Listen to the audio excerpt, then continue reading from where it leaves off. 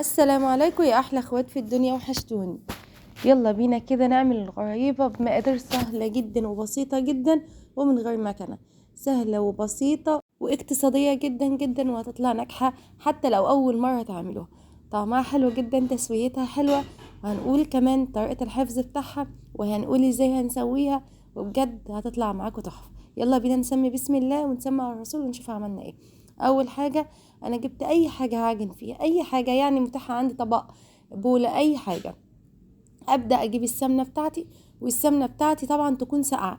المره دي السمنه بتاعتي تكون في ساقعه، يعني لو انا مش حطاها في التلاجة اخد كوبايتين من السمنه احطها في التلاجة. انا خدت كوبايتين سمنه حطيتها في التلاجة، مش عايزاها تجمد، انا عايزاها تسقع. وبعد كده ضربتها كويس جدا جدا لحد ما اللون بتاعها فتح.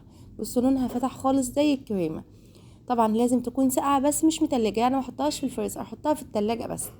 وبعد ما ضربتها كويس جدا لحد ما لونها فتح معايا كويس، بدأت بقى ان انا اجيب كوباية من السكر البودر، كوباية من السكر البودر كده، وبدأت ان انا اضربه تاني مع السمنة لحد ما يختلط كويس جدا السمنة مع السكر، والسكر ما يبانش خالص من السمنة، يعني يبقى هو السمنة والسكر كده حاجة واحدة زي ما انتوا شايفين كده. لونها برضو بقى عامل زي الكريمة، هو قوامها تقيل جدا كده، تبقى ناجحه معايا وهتبقى ناعمه معايا وهتبقى جميل. هبدا بقى ان انا اجيب ايه الدقيق بتاعي اللي انا نخلاه. الدقيق بتاعي انا حاطه 4 كوبايات من الدقيق المنخول، وحاطه عليهم ذره بسيطه كده من الملح. اهم حاجه زي ما قلت لكم دي بتبقى سنه. ال4 كوبايات دي باي مقدار، الكوبايه اللي هحط بيها السمنه هي اللي هحط بيها الدقيق. ما ينفعش احط كوبايه سمنه شكل وكوبايه من الدقيق شكل، كل الكوبايه تبقى موحده يعني. وهبدأ بقى اقلب الخليط ده كله، ادخل كل الخليط في بعضه كده، طبعا زي ما احنا متفقين في نواعم العيد ما بنعجنش، بنقلب بس. ما تنسونيش بقى يا احلى اخوات في الدنيا في الاشتراك في القناة واللايك والشير وتفعيل الجرس عشان يوصلكم مني كل فيديو جديد اقتصادي من قناة سما ام البنات. ويا رب اكون عند حسن ظنكم، اي حاجة بتطلبوها مني ما بتأخرش على طول وبعملها لكم زي ما انتوا شايفين كده.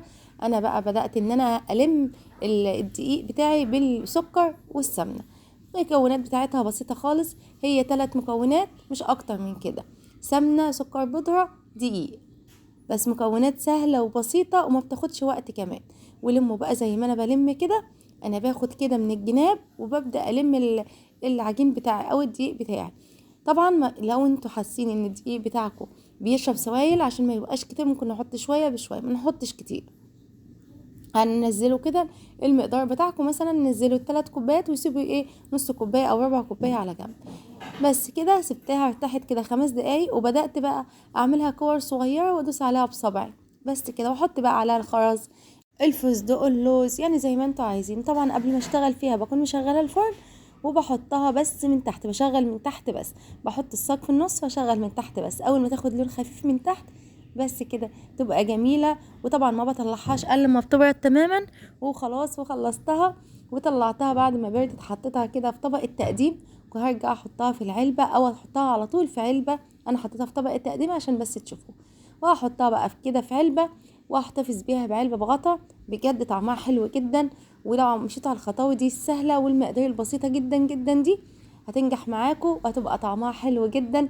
ولو اول مره تعملوها بجد هتطلع معاكم جميله وناعمه جدا.